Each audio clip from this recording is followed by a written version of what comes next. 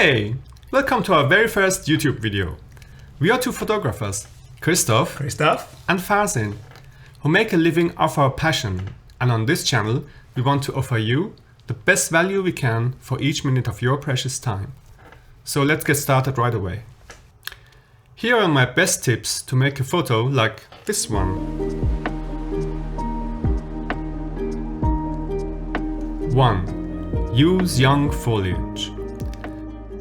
You won't get this bright kind of result when the foliage is already a bit older in the season. You want the delicate, fresh leaves as soon as they are lush enough in early spring. The leaves are translucent at this time, that's key. The light shines through them and gives you this lovely bright color. Here in Central Europe, we can have this fresh green, in this case on beech trees, a few weeks long, maybe into May, but you will get less and less light from day to day. In summer, if you try the same shot, you will have a very different kind of result with much more shade and dark greens, and overall too heavy contrast.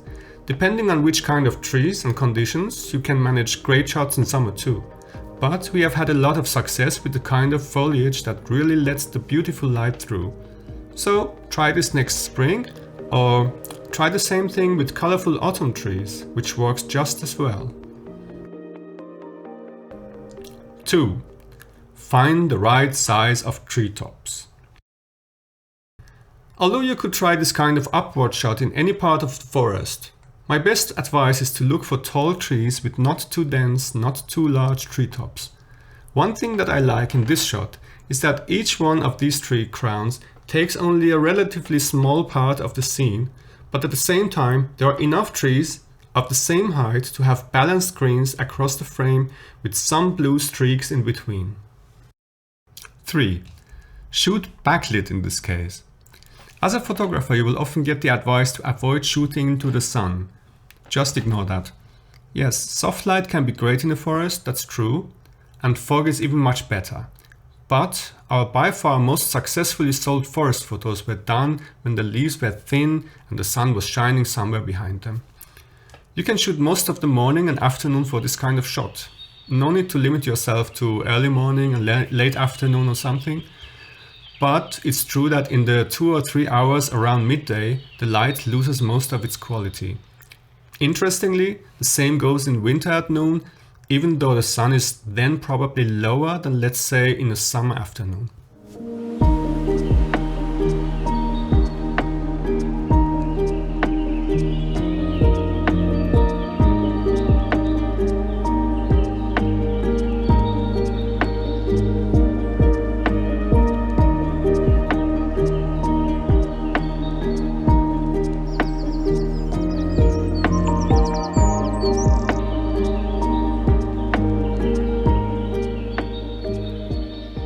4.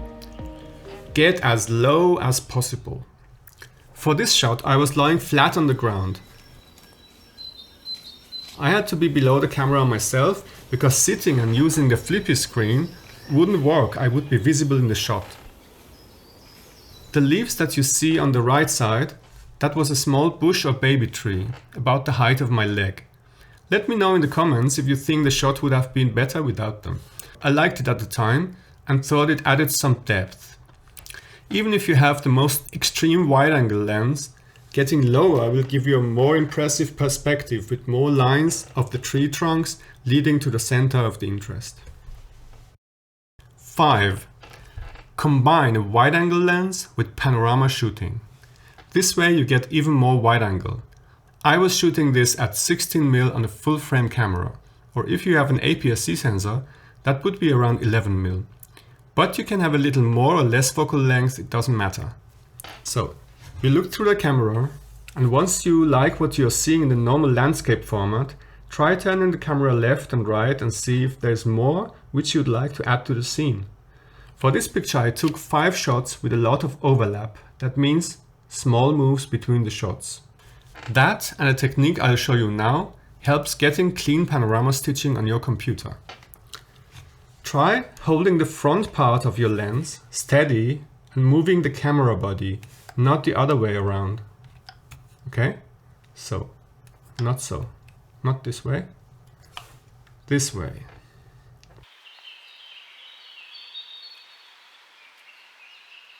This technique helps avoiding the parallax effect, which leads to not matching shots and stitching errors. It is not scientifically precise though, it's just a compromise for handheld shooting. We will go into the more precise panorama technique on a tripod and the stitching software in future videos. I showed you the simple way of doing the pano in landscape format. If the scene that fascinates you is larger than what fits into the height of your frame, then turn the camera into portrait mode and shoot the panorama that way, like this.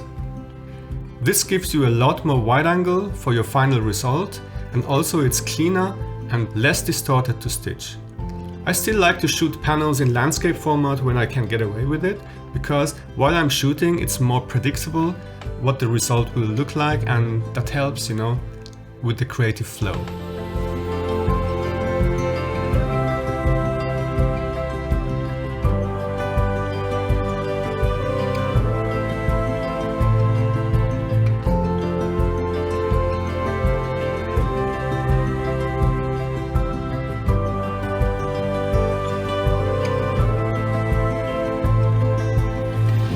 But Fazin, this picture doesn't even look like a panorama. Fair point. The original panorama was this and sold well too. Later I tried cropping and rotating it and got this. It still includes more of the forest than the wide-angle lens that I was shooting with. 6. Pay attention to the clouds and the wind. Try not to have too much white behind the leaves.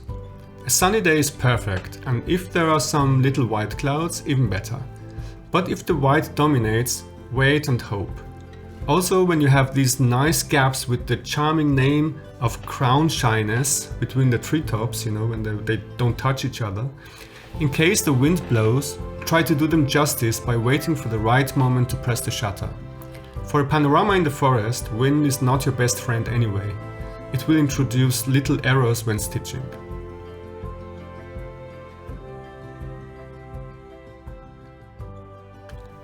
Seven.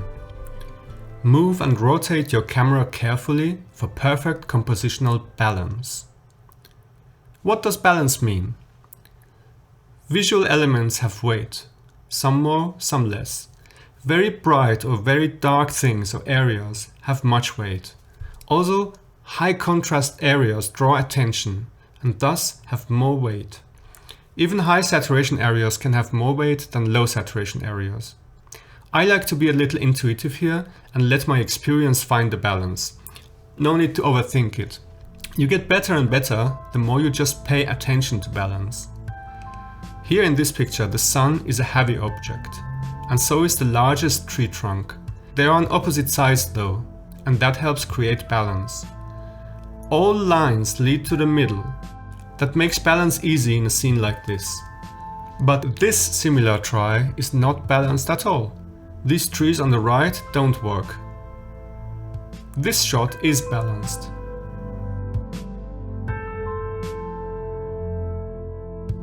So is this one.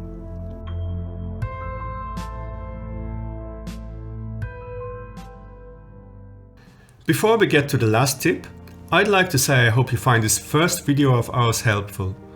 If so, it would mean a lot to us if you could kindly support our work and future videos by liking, commenting and subscribing. It's the nicest way to repay us. Cheers! 8. Not only crop to taste, but also transform if it helps. I will show you how I improved the composition and balance here with a simple transform in Photoshop. So this is our before, this is the desired result. Now in this case, I want to get the tree trunks to lead exactly to the middle.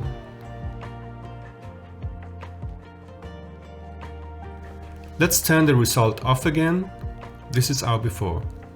Right now, the trees lead to this area slightly off to the right. Okay, copy the background to get a layer to transform.